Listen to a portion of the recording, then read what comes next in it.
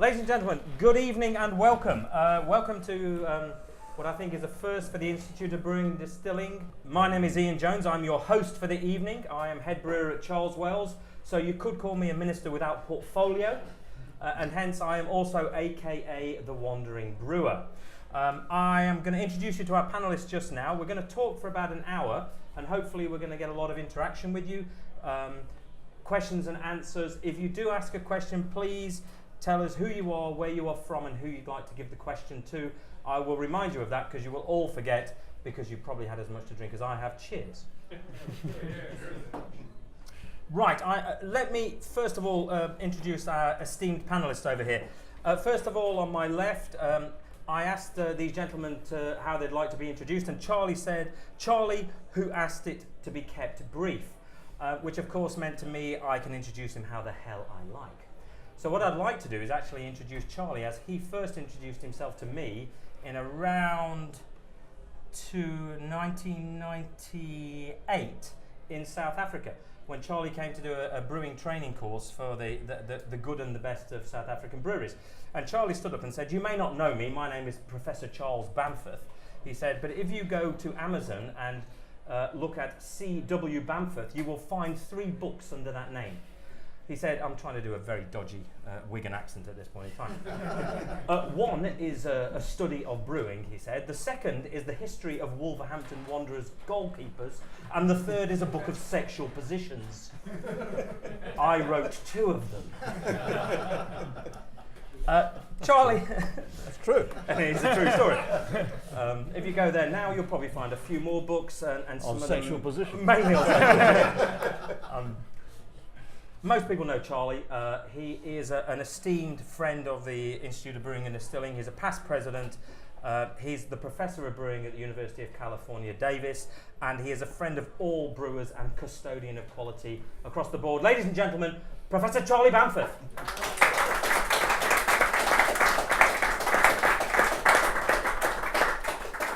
So we have, if I may say, Charlie, the old and the new of the industry.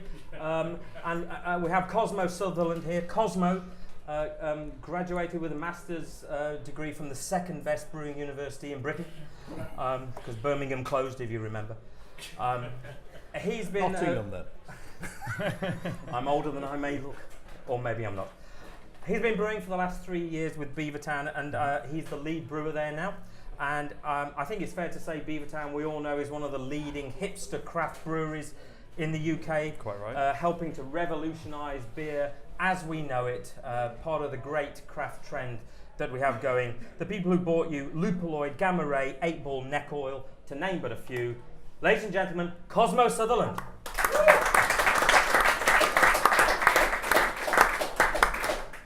So, we have a distinguished professor. We have a leading hipster brewer. We've got a packed, enthusiastic and cooperative, interactive crowd, remember that? And we have this feed going all over the world to brewers and beer writers all around the world. We've had IBD members submitting questions to the panel, and I've got them in front of me. So I want to start, if I may, with a couple of questions, then we'll open it to the floor. But I think with so much of interest here, Charlie, to you first. It's been a great start to the season, but can Wolves make it to the Premier? Well, yeah, I mean, Logan, the boss of my friend here, Cosmo, and I are legendary Wolves supporters. So without our support, Wolves can't fail. But you know, if I passed the players on the street today, I wouldn't know who the hell they are. But you know, but yeah, we're doing all right. Okay. Are you going to keep the manager? I mean, this is important stuff for the. Well, they've not industry. asked me yet, and I'm retiring at the end of next year. So you know, I'm waiting for the call. But okay. Yeah, whoever they are, yes. Okay, cool. I think they'll go up. Okay, Cosmo, a quick question for you. So, Cosmo Sutherland, that is a real rock star name. I think you'll agree with that. We obviously know Logan's connection with the rock industry. You've got a brewer called Tom Jones. We do, yeah. So the big question the IBD members want to know is, when's the Christmas single coming out? Yeah, well, we're recording it next week, I think, and hopefully out before, next couple of weeks. Okay. Come and feel the noise. Yeah, that's the one. Come on, feel the noise. Okay, so let's get into some brewing questions, and I'm going to take one that was sent in first of all, and this is a direct question. What do you think, I'm going to open this to both of you guys, what do you think about big brewers masquerading as craft brewers through acquisitions? Yeah, not a lot, but I understand why they do it. And I think there's two sides to this story.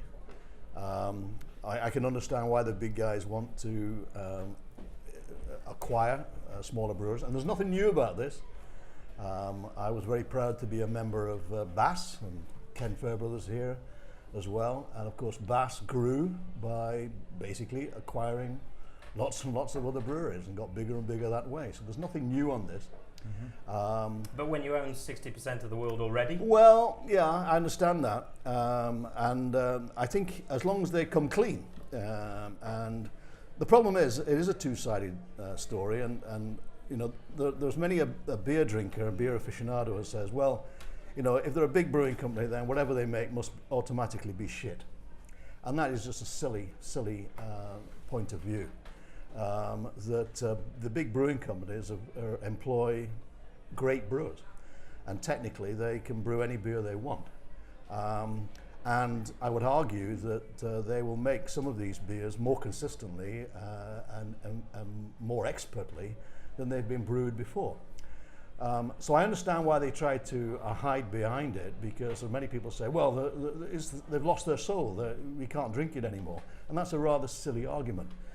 So I understand why, and I think your old company, once upon a time, did a thing. They actually produced this real craft style beer and presented it to people and said it's great. And they said, well, actually it was made by South African breweries. And they said, oh, I was wrong. We don't like it anymore. Yeah, I don't like it. It's no good. Yeah. So I get it, you know. I understand that, you know, the big guys can make some great beers. I understand why they masquerade behind products like Blue Moon and so on and so forth. I was talking to a woman recently, and I was said, you know, Blue Moon, you know, it's Coors. And she said, oh, I used to like that. I used to like that, you know. And so it's a bizarre thing. So there's nothing new in acquisitions. When it gets nasty for me is with, you know, if somebody's too powerful and they can really control the market, which is what we get in the States. And it's not really a level playing field. Okay. And then it's unpleasant. Mm-hmm. Cosmo, any views? Yeah, no. I mean, my personal views on that are, if the beer's good, drink it. Which is similar lines to your views, Charlie. Is like, if you like it, don't worry about who's making it or where it's from.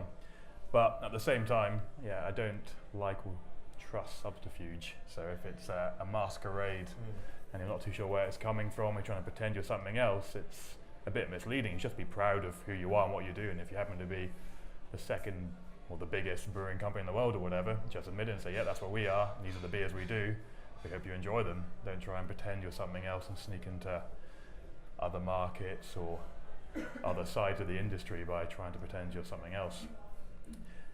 But also at the same time, you do have to be a bit concerned about monopolies and where things may go eventually, because we do see it over the course of history in various industries. You get lots of one thing, then competition gets too big, everyone gets bought out, people go bust, and then suddenly you find homogenization and quite often less interesting products, and no one wants to be in a world where that's the case. So pros and cons to both sides.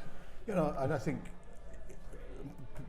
it's a problem when, you know, somebody buys a brewery and then closes it down and merge the volumes into somewhere else. That I don't like that.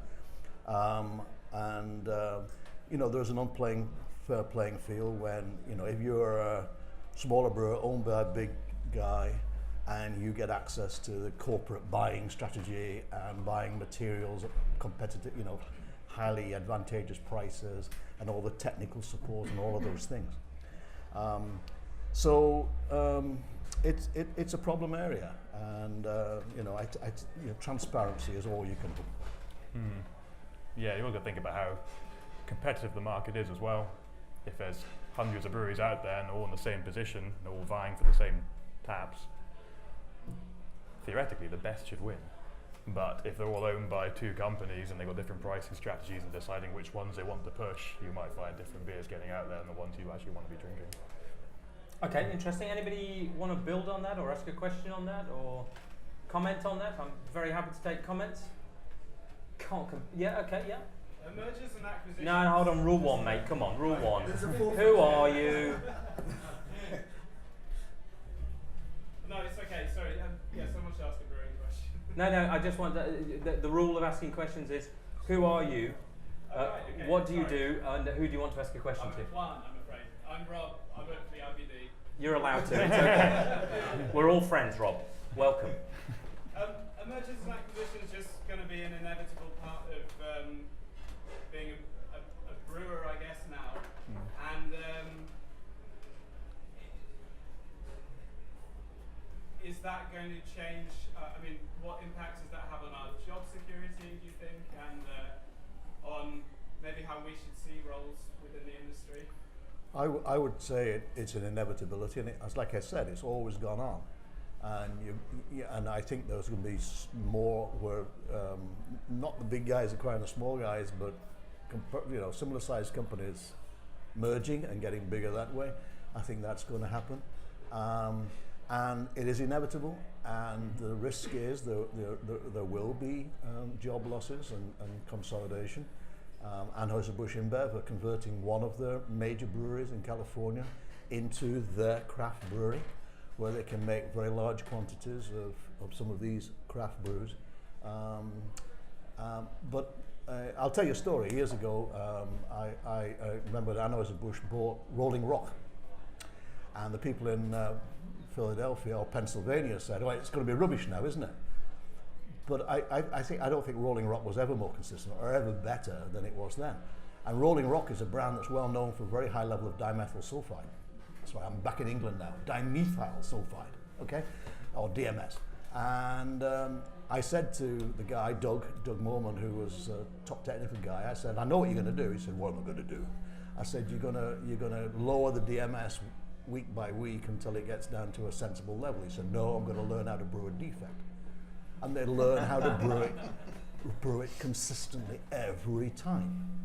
So in terms of quality, I don't think there's an issue. I don't think there's an issue at all. In fact, if anything, and people talk about Lagunitas going to Heineken and Anchor going to Sapporo, technically, it's tremendously advantageous for them. I think it's going to be a big improvement.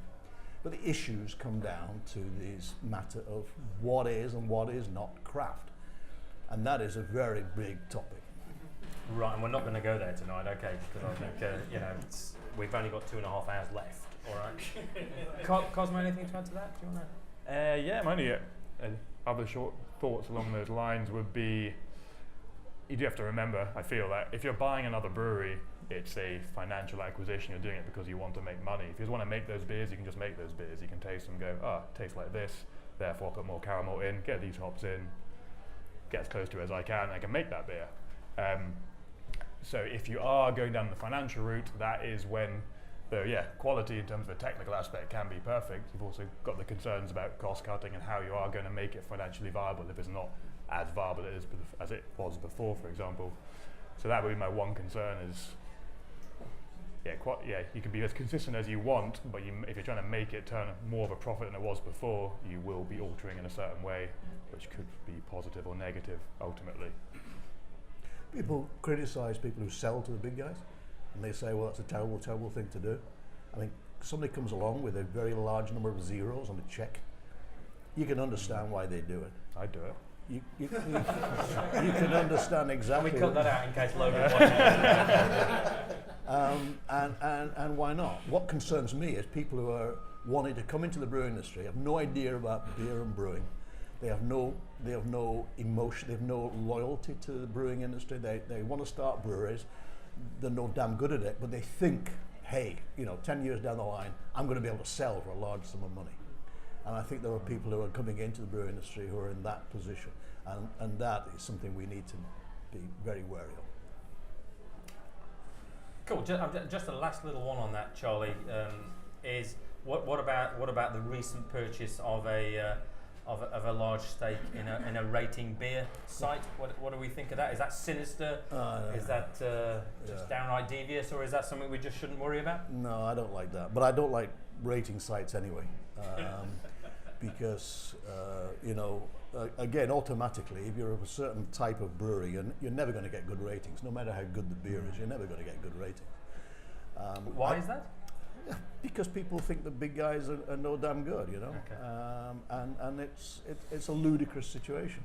The thing that really pisses me off, no names, but Greg Cook, talking about yellow fizzy liquid. There are millions of people who drink yellow fizzy liquid, and they like it. Well, you two are. Yeah, it's delicious. It's slightly hazy. But Yeah, but the point is that nobody can rubbish what somebody else wants and does. Yeah. But equally, I think it's cynical to think you can buy into a rating site of somehow to influence that. Now, I'm not sure that's what they're trying to do and so on, but I think if there is I know we're going live on the internet and so on, but I'm not a big fan of rating sites. I'm not a big fan of advice rooms and expert, and the number of questions they asked. I've got a problem and they're asking people are feeding in answers and thinking, shit, it's the blind leading the blind, So I think the internet is not the place we should be discussing beer. And I don't think ratebeer.com or whatever it is just belongs with any investment whatsoever from a brewing company. You can tell I'm retiring at the end of next year. I hope Charlie will get off the fence at some time tonight, but when we've got his real views. Anybody got a question? Yeah, we've got a question at the back. Yeah. One question at the back here. I'm Shane McNamara. I'm just a charity worker. I work at the IBD. G'day, Blue. I have a technical question, I guess, and it's a question of it's been topical recently. Is how accurate, and I guess it flows over into a little bit of ethics. Is how accurate can big breweries declare their ABV? Okay, I think let's go to the quick here. I think Shane's question was, if you was declare something on the label, should that be what your beer is and what you try to attain, Yeah. or should you be within the legal parameters and that's perfectly acceptable behaviour? I think if it's a core range beer that you're trying to sell day in, day out, you should just say what it is and have an accurate target, because to get back to consistency, you want the same OG, you want the same FG, and therefore the same ABV, because otherwise you're putting a different beer out each time. And in that case, you should just declare what it is. Unless you knock off 0.1% to make sure in a different duty bracket or something, which kind of makes sense. But overall, you should say what it is. I'm allowed to give an opinion. Well, it was crazy. It was a silly thing to do. It was the thing that gives big companies a bad press, I think. But I don't think it's all big companies did that. Oh, I'm absolutely sure. This is one that was caught. I'll never forget over in the States that there was this big hoo-ha about a certain large company with an eagle floating across the label, and they were accused of diluting the beer. And at first when I read it, I thought, oh, they're talking about high gravity brewing or something like that. It wasn't that. It was because that company got better and better and better at the precision with which they could measure alcohol. So instead of having a leeway to make sure it was 5%, which is what it is in the States, make sure it was 5%, they would target, 5.1. But because they got better and better at measuring it, better and better at controlling, they could lower it to 5.02. Yeah.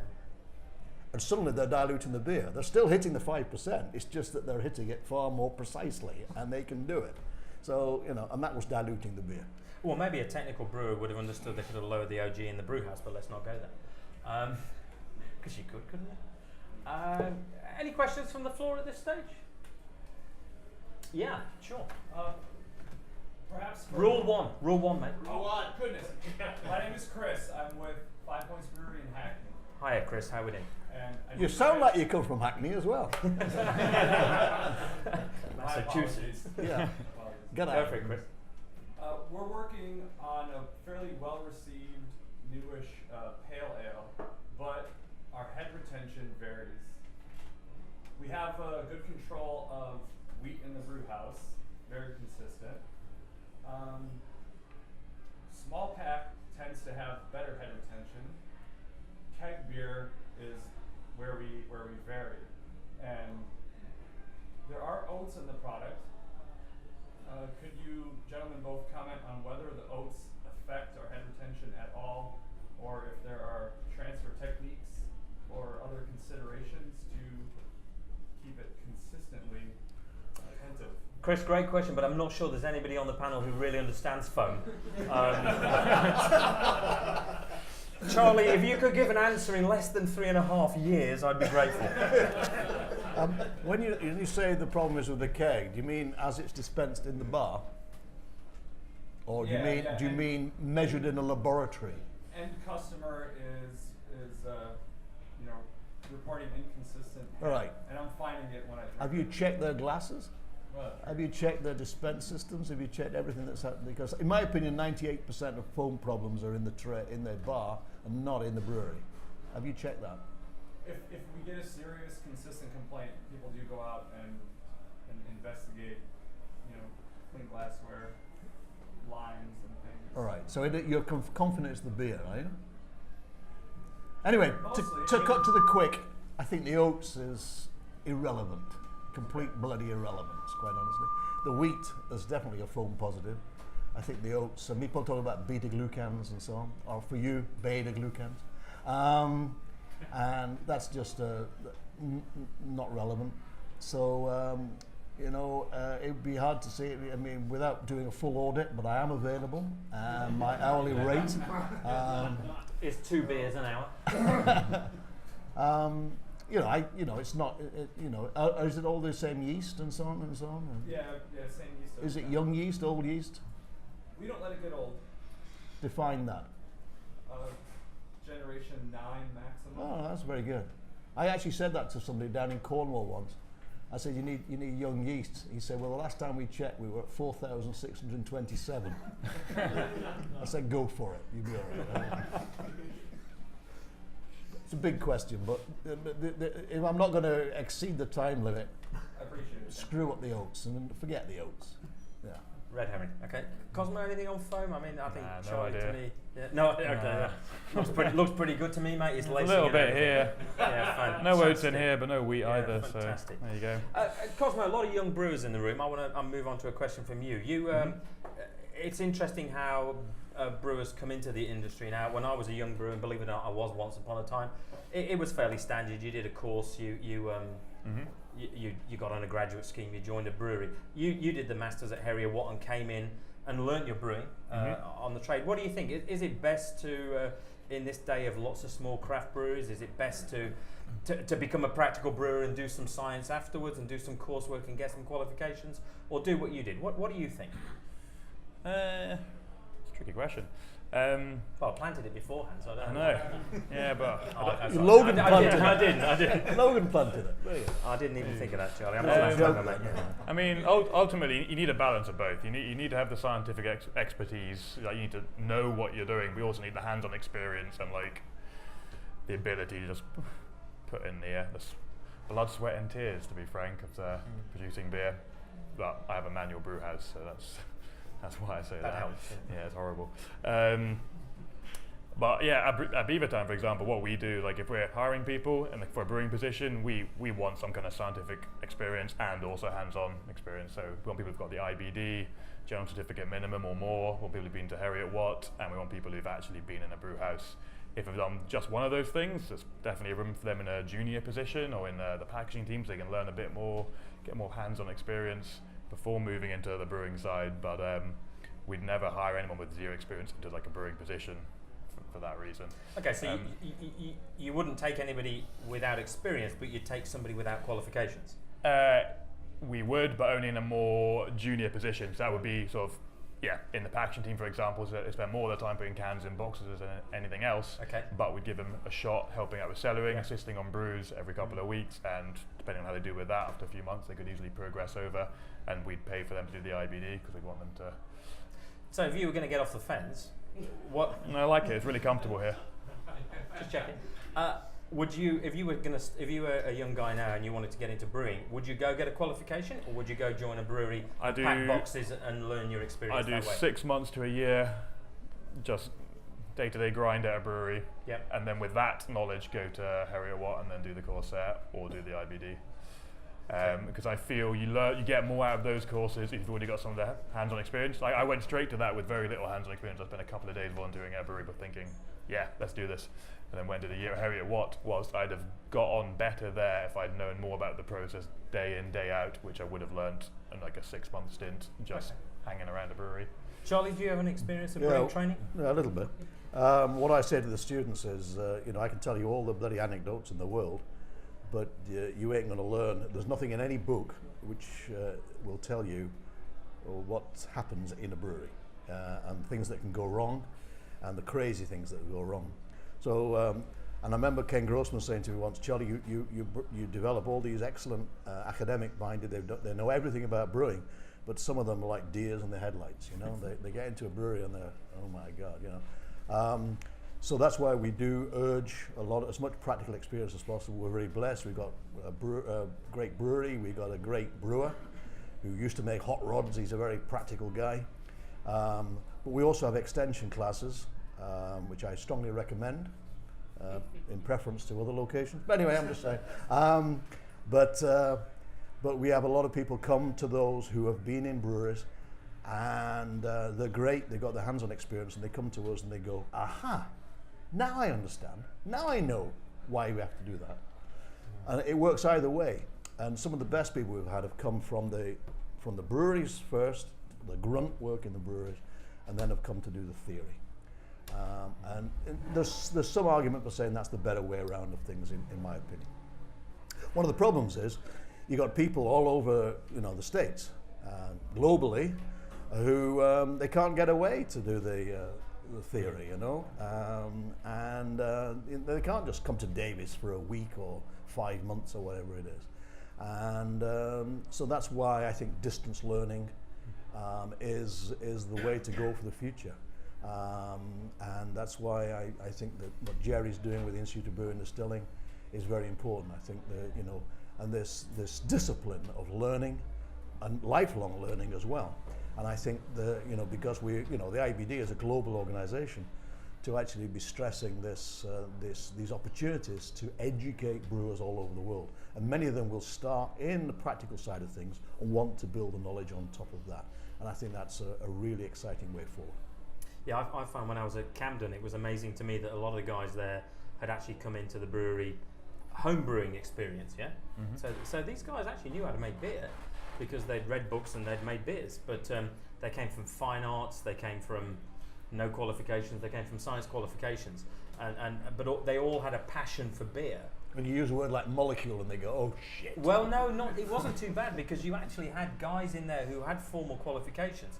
So every day was like almost an informal tutorial happening, because you'd sit in the morning meetings and we'd have a problem with the haze and you'd actually discuss scientifically why that might be, and they learnt that way and then eventually went through the IBD qualifications. So I thought that was a really good way, particularly in a smaller brewery. You know, I did a master's in brewing mainly because somebody paid me to do it and it sounded like drinking beer for a year.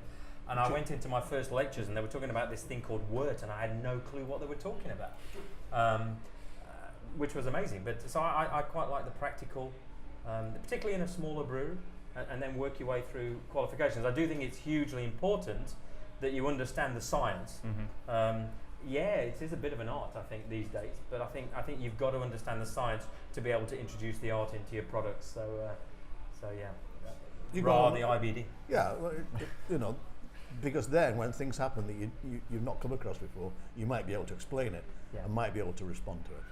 But fundamentally, brewing is a practical thing, you know.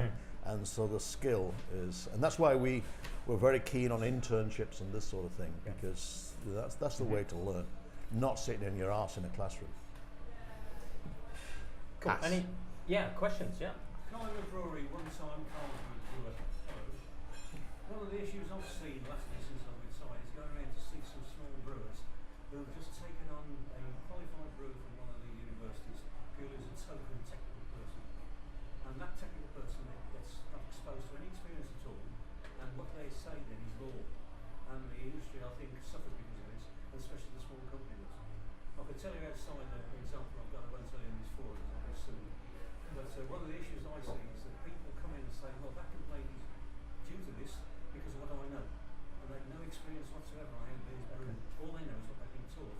So I'm just really echoing what you both have said, that it's a balance between experience and technical. Whether you do one first or the other, you've got to do them close together. Okay. 6 months experience first in the industry, go to how it was, then you're more armed, I think, to deal with the Or UC Davis. Or UC Davis. Or Nottingham. Or any other technical qualification that may be required. Thanks, Colin. Can I just disrupt for a second? Can everyone hear okay at the back? 3 speakers. We're okay with this now. Fantastic. Right. I was just wondering. Thanks for that interruption in the flow. That was just perfectly timed. Thanks, Colin. Yeah. Okay. Cool. Any questions from the audience? Any questions coming through? Yes, sir. Dave Gurr, Infinity QS. I'm particularly interested in the difference here between the American market and the UK market. Are craft brewers, and it's a bit of a loaded question, are craft brewers producing a quality product? And if not, or if they could improve it, what do they really need to focus on? I think it's a great question. Thank you. Charlie, you want to? Well, it depends on, and there's 2 definitions. One is what is a craft brewer, and second is what is quality. So that's a huge question. Can we simplify it somehow? So if we assume everybody in this room has a vague idea that a craft brewery is fairly small and rustic and doing all those things, some of them are making absolute crap. He's on the fence again. Apologies. Just now we'll get him off. He needs another beer. I think that's the problem. Yeah. And they're you know, and there's no disguising the fact that they're making crap. Some of them are making excellent products. So I don't think there's any hard and fast rules about that. There is, the focus needs to be on consistency, and that's the only definition I've got of quality. I'm fond of saying to people, you know, just what I like. You may not like what I like. So my idea of quality, your idea of quality is not the same thing.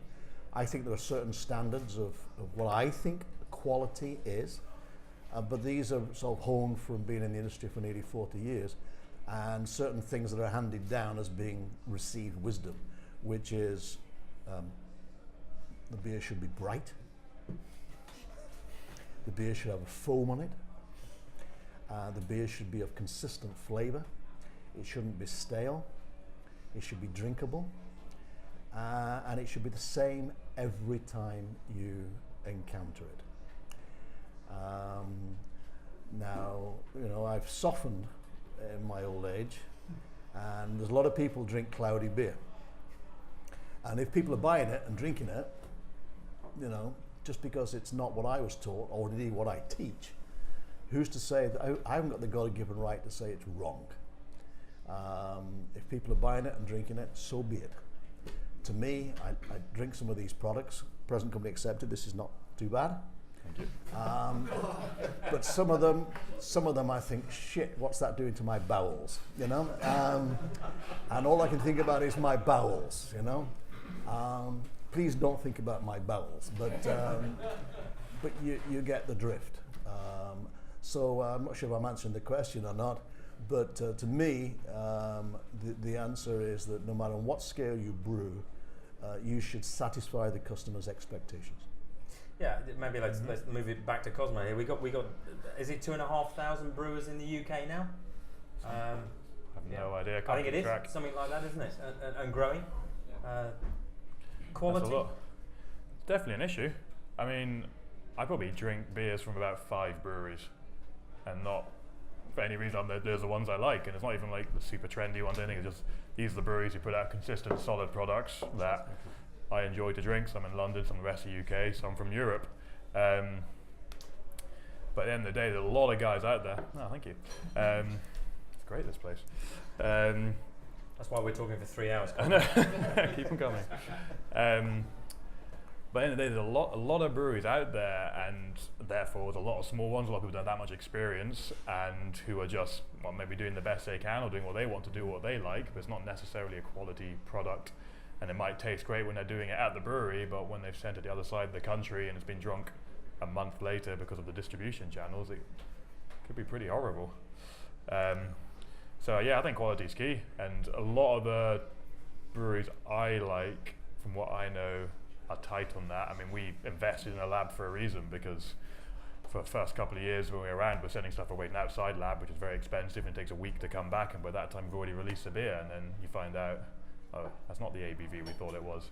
Whilst now we got in-house lab, everything's tested, goes through a sensory panel several days before release and gets signed off, so nothing goes out that 10 of us don't taste and score and say it's great, and have a lab analyze and say, yes, you hit your OG, yes, you hit your colour, yes, the IBUs are slightly out but still within spec.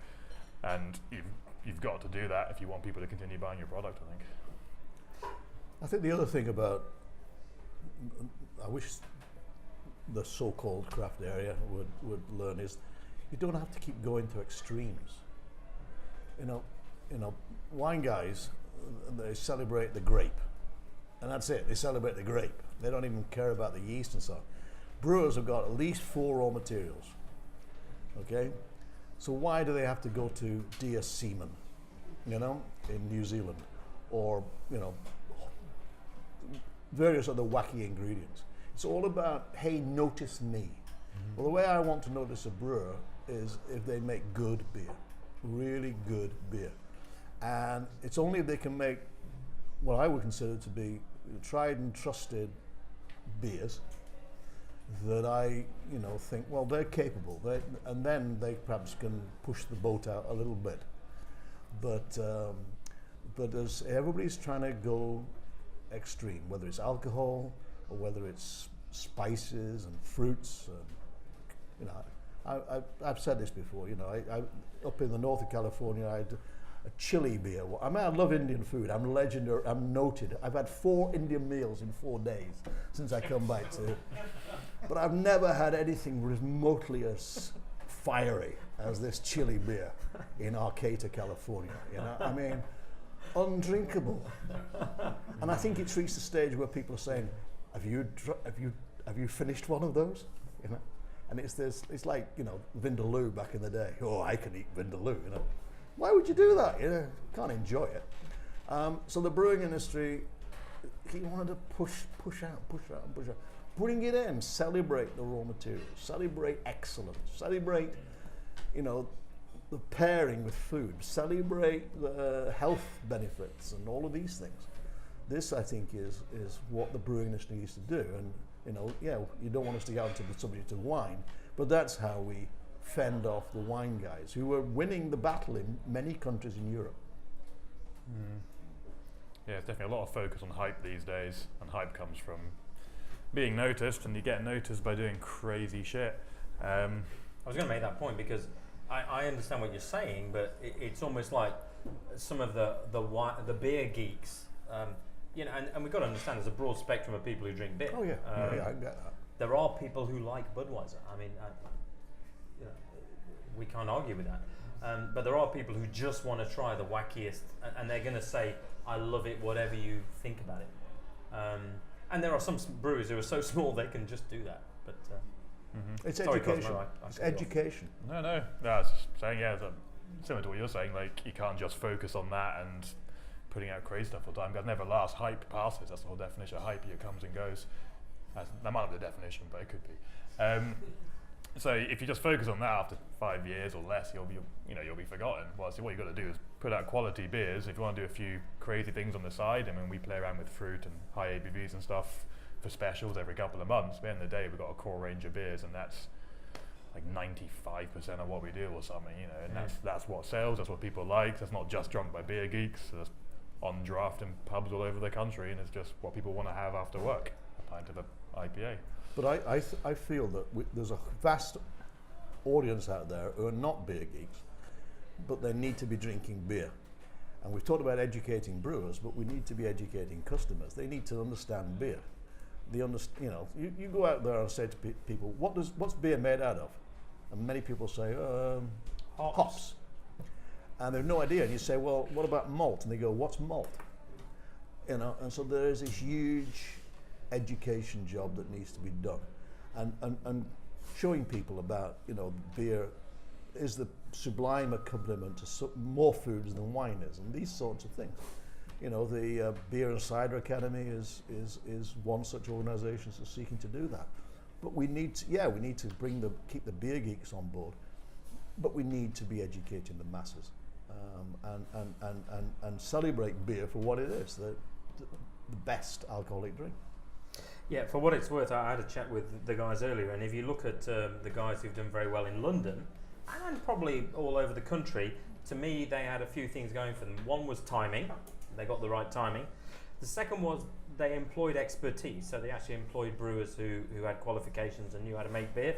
and the third was quality consistency. And you go into those breweries and you see laboratories, you see hygiene, you see guys who actually know what they're doing. And I think for longevity, and I don't quite know where we started here, but there's 2,500 breweries in the country. How many do we reckon there'll be in 10 years? Will it be more? Will it be less? 5. 5, I don't think so. Maybe that leads us on, because you said it. It's, to me, what's interesting is that in certain areas of the beer world, you do have to absolutely reinvent yourself all the time, yeah? And we have to understand we're sitting here in London, and guys like me who live up near Milton Keynes and Bedford, it's a different scenario out there, but changing. I would argue against that, perhaps. Okay. So Will from Morning Box, I live in Milton Keynes. I will. We just had 2 bottle shops and craft beer shops open, and Draft House moved there from London. Yeah. And the beer scene is exploding. And I said it's changing, Will. But it's not slow, it's like quicker. Yeah, no, I get it, but you don't go to Charles Wells pubs, let me put it that way, okay. And there's a lot of guys who do. But I do get your point, Will, I promise you. But let's move on to it, because what I want to say is, because I'm researching beers and what beers we want to make in our new brewery, and to me it's like a lot of people just want a different beer all the time. So how do you balance this need for great quality, consistent core and the specials, experimentals?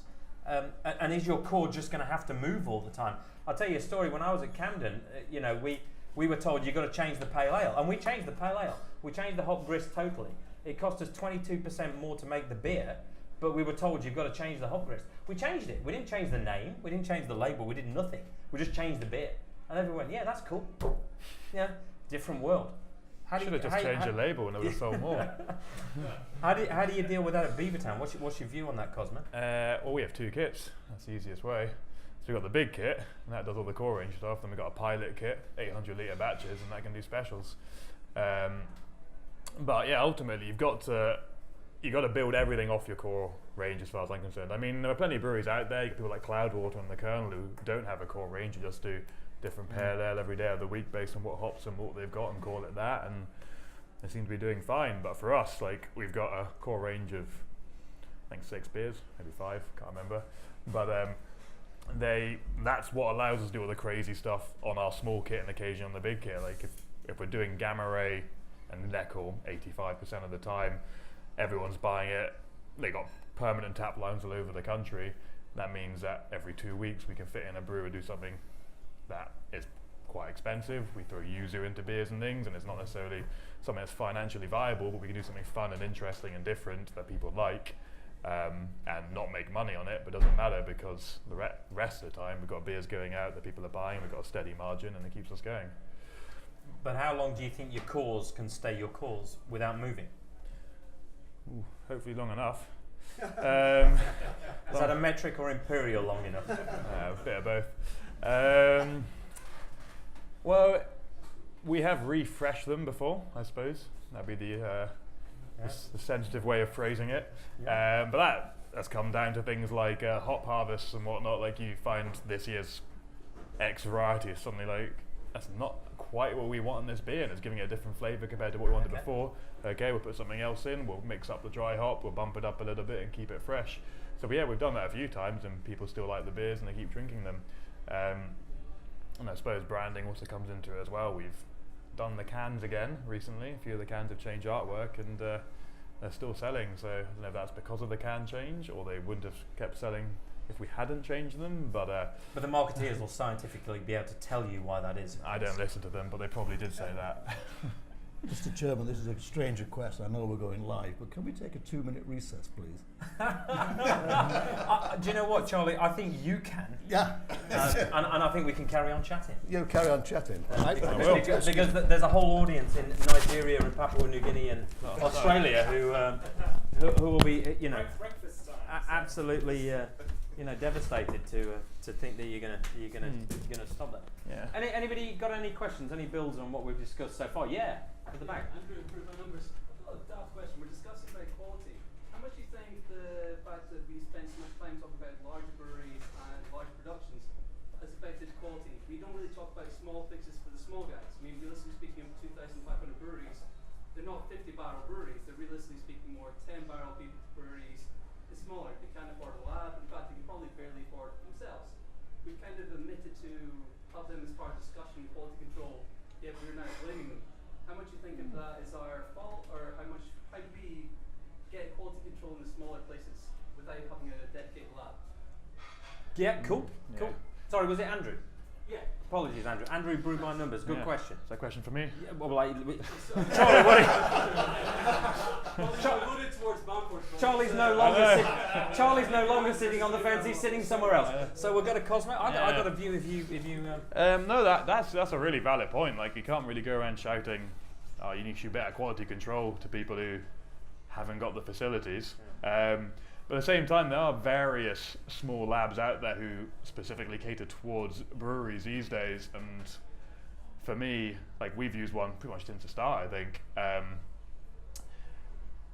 It's a cost you've got to just suck up and take into your overall cost for the brewery. Like, if you want to make top-notch beer, you want to know what the final product is. You want to make sure you are hitting your gravities and your ABVs and things like that. You can check some of that in-house, but if you can't check it, you should really find out. I mean, unless you're hugely confident in your Excel spreadsheets and sums. Sorry, would you trust outside the labs? Oh, I shouldn't. That's to be fair. To be fair, there's a reason we built a lab. Would you trust going forward? I would trust them more than not having a lab, would be my argument. If I had to ask someone, I'd ask them, and then try and build my own lab. Sorry. I think there's some really good outside labs there. I don't think they're cheap, but there are some good guys who are definitely going to give you the result as good as your own lab. That's for sure. But it does cost. I understand that. So I think there's a lot of stuff you can. I mean, to me, it's like, because we were having this conversation about building a new brewery the other day. Do we put a lab in and do we not? You know, what's important is infection's important. You need to know about that. ABV is important because it's legal. If you think you can then taste and see and smell enough quality to be happy with your process control, then maybe that's what you need to do at a 10-barrel level. And occasionally send a sample to somebody to verify your wonderful visual and palate techniques. But it's a tricky one. I get that. But I think it also comes back, it still comes back to, are you confident that the guys who are brewing know what they're doing and they've got the control on the plant to produce a product? Or are you saying, actually, we know the product's going to vary, but it's always going to be palatable and pleasant, and our customers quite like thinking, well, I wonder what it's going to taste like today. Oh. Yes. Sorry, James from 5 Points Brewing. James. I would kind of further that and say maybe this is something that we need to look at, for instance, SIBA or more locally, London Brewers Alliance need to look at and actually try and find the money somehow, either by like some sort of crowd investment or whatever, to try and fund that so that any smaller breweries that would like to get things checked out aren't paying additional, well, not vastly extra costs when it could be brought into a sort of SIBA in-house kind of thing, maybe. I mean, that's just a workaround. It's not a stupid idea, James. I think it's got merit. I don't know where it could go, but cooperative. Do not approach a brewery that already has a lab. Beavertown. Well, subcontracts possibly, yeah. Yep. You can't get away from making certain fundamental measurements, and not only that, they've got to be good as well. So back in the day, over here, but say the American Society of Brewing Chemists, they have a check service, so you can send out samples and you can check whether your analysis, no matter how few or how many you do, are on the ball, so that you are doing things properly. So whether it's ABV or whatever, are you measuring it accurately? And that's critical. But the simple laboratory doesn't have to be very expensive. And the most sensitive instruments, there's one here, there's one here, and those are the most important ones. But there are certain absolutely categorical ones. I'll tell a story now. I've probably told this before about IBU. There's a brewery in the Midlands called Tim Batham's, And Tim is a well, he's a West Brom supporter, so you know nothing's perfect. And I was there once, and I was tasting his beer, and he said, "How do you like it?" I said, "It's very good." I said, "It's quite bitter." He said, "It is." I said, "What is the bitterness?" And I can't remember what it is.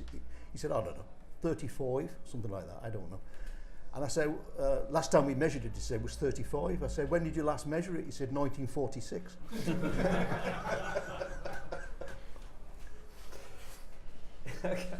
Sorry about the accent, Colin. Yes, sir. Right, so sorry for interrupting. Oh, come on, jeepers. My question leads to that. So what you were saying before, Charlie and yourself,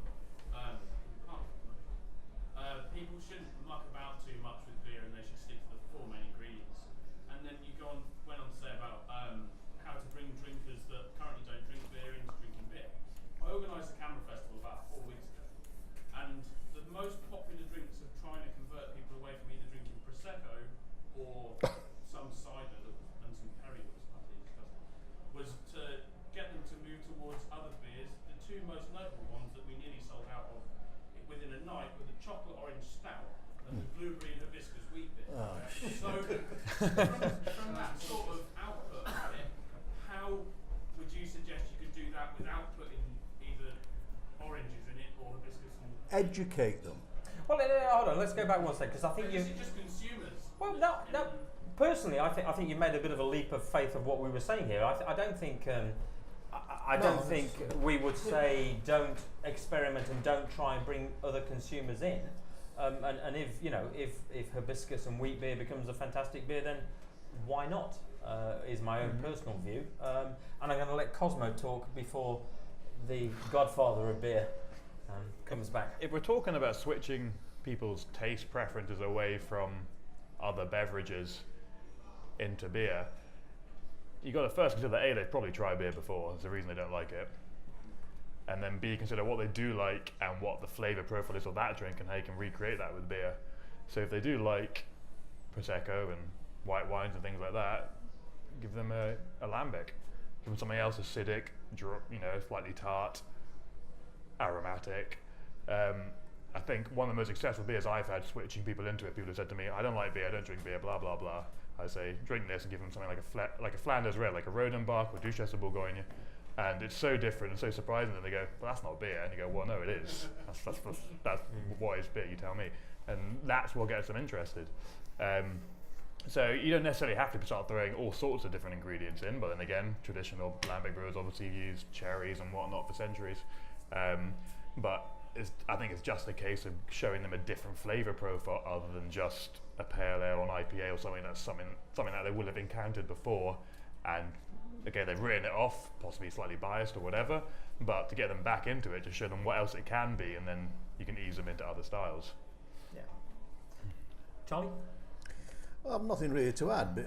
I mean, yeah, fine. People will like, what was it, hibiscus? Hibiscus and wheat. It sounds fantastic. I don't even know what try. hibiscus tastes like. But anyway, but I have those people been exposed to really high quality beers made with time-honored materials,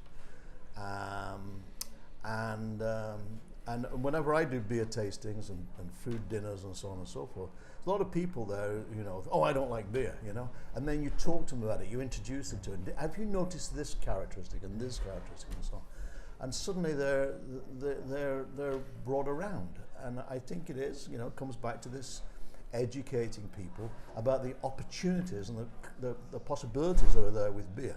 The only point I'm making is there are 4 basic materials that you've got huge opportunities with.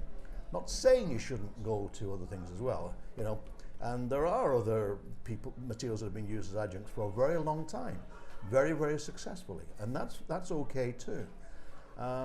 But I believe personally that a brewer, he or she will make their reputation based on the excellence of the core brands, and I personally feel those core brands should speak to a degree of tradition. But then again, I'm an old fart. And I think we can all agree with that. I think you're spot on. I mean, I have exactly the same experience as Charlie. I've had people come round to my house, and I don't like beer. You give them a range of traditional beers, and by the way, traditional beers is Belgian, German, you name it. You know, precisely. you can generally find something that somebody says, "Oh, I like that," and you go, "Well, it's beer," because their experience of beer is very limited, and beer has so much more to offer. And by the way, a big shout out to all the brewers in the room, because I think the craft beer industry in this country and the world has shown people what beer can be. Yeah, we're all, sorry, Andy. Sure. Go for it, Charlie. But you know, you mentioned, I don't know how many it is in the UK now. You say it's over 2,000. Yeah. The whole of the UK fits into California twice, landmass wise. So that would be the equivalent of over 4,000 breweries in California. And in the States, we're very proud of the fact we've got 6,000 plus breweries. This is 4,000 would be equivalent just in California alone. So the craft industry in the UK is really exciting. But to be fair, there's only 157 people live in California. But Yeah. Andy. I was going to say a very heinous thing. If you try and introduce them to a good quality lager. Yeah. Okay. This is Andy from Hepworth's Brewery. An awful lot of people, and I'm unfortunately of the same era of Charlie, and it does work actually. But if you don't have to throw things of the extreme down the net, No. you can introduce them if it's a nice. And I think, Andy, that's a very important point. And that's one of the things I think, and I'm talking the States now, but I swear, the number of craft brewers that are actually embracing lagers is very few. And there's tremendous scope there. And people say, oh, well, lager, and they've got this vision of this sort of fairly pale yellow liquid. Tremendous range of lagers, possibilities and so on, a huge range. And people say, well, I can't do a lager. Rubbish. Of course you can do a lager. And you've got to store it for, you know, months in a cobweb-infested cellar somewhere. No, you don't. If you know what you're doing, if you're educated. So yeah, there's tremendous potential. There was a comment at the right of reply, Andrew. Sorry, back to Andrew from Brewing. I have a bizarre question. So back when rice or maize were considered new adjuncts, right? So we're discussing new adjuncts at the moment. Was that 5000 BC in the Chinese time, or? I mean, realistically speaking, when we talk about maize being used in the UK from about 1830s, so for the last 200 years, I mean, US has used rice, high quality rice, for quite a long time. A very long time. Yeah, so you were talking about this, okay, so we're considered these new adjuncts which we're adding in now because they're commercially available. So you're saying unusual brewing grains. I mean, if you give it 50, 100 years, they're going to become standard. Yeah, they could. So, you're absolutely right. Speaking, when you talk about the 4 base ingredients, I mean, how many of the brewers in the UK of the large commercial side use the 4 base ingredients? I take a guess at very little. I mean, there's corn syrup, rice.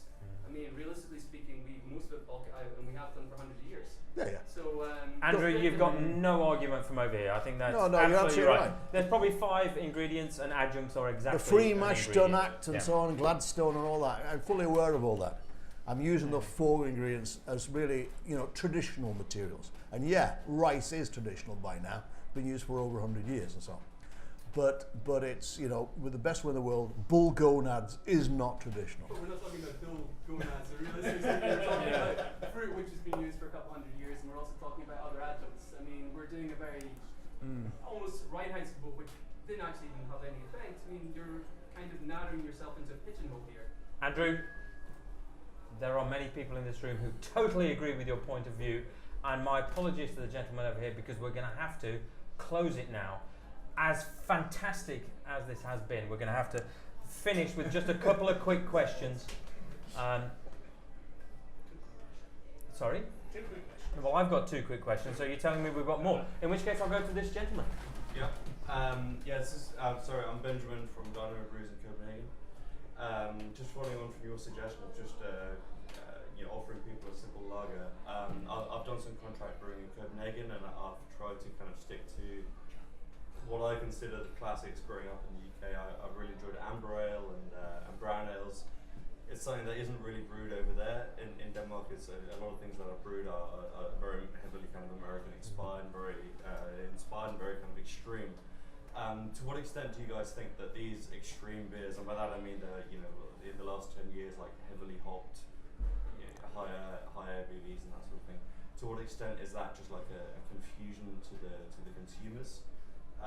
You know, and all these fancy ingredients that are put in, is that just confusion? And to what extent is it kind of making, you know, if you're a new brewer and you make it extremely hoppy, then you can sell it as just a very hoppy beer without having to be too concerned about the quality necessarily of your brew process. Okay, I'm going to quickly go for that, and you're going to come in last here.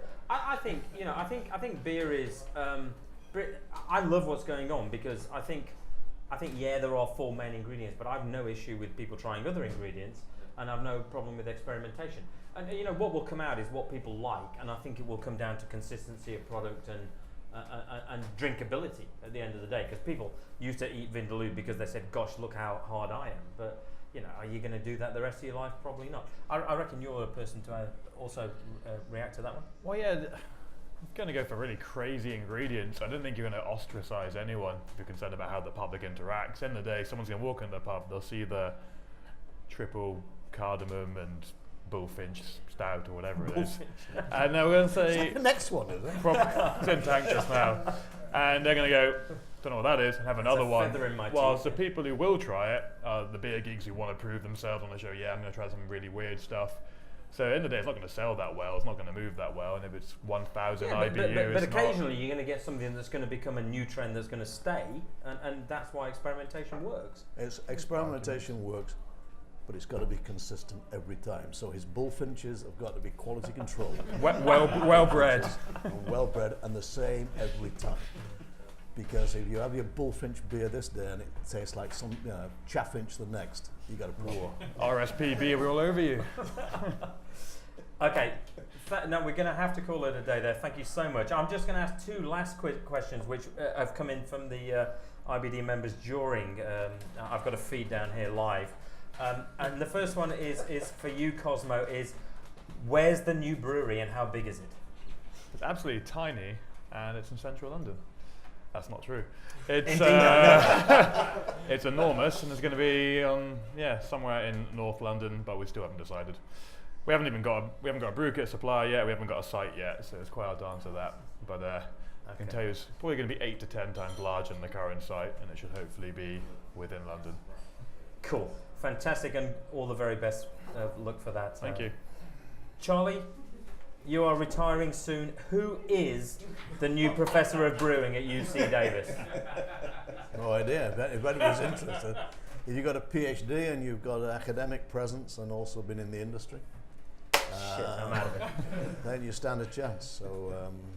So we're getting a little bit of interest, but people say, well, there's no replacement, but you know the graveyard is full of people who thought they were indispensable.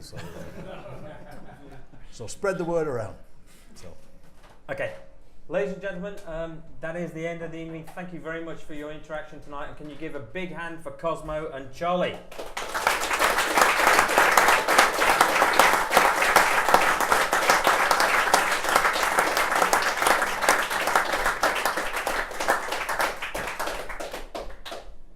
Enjoy the rest of the evening, drink a few beers. Good night.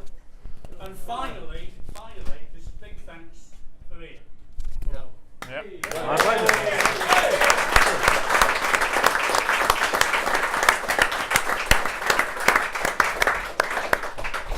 Thank you. I got paid beer, so it was cool. Cheers, Charlie. Thanks, Cosmo. Cheers.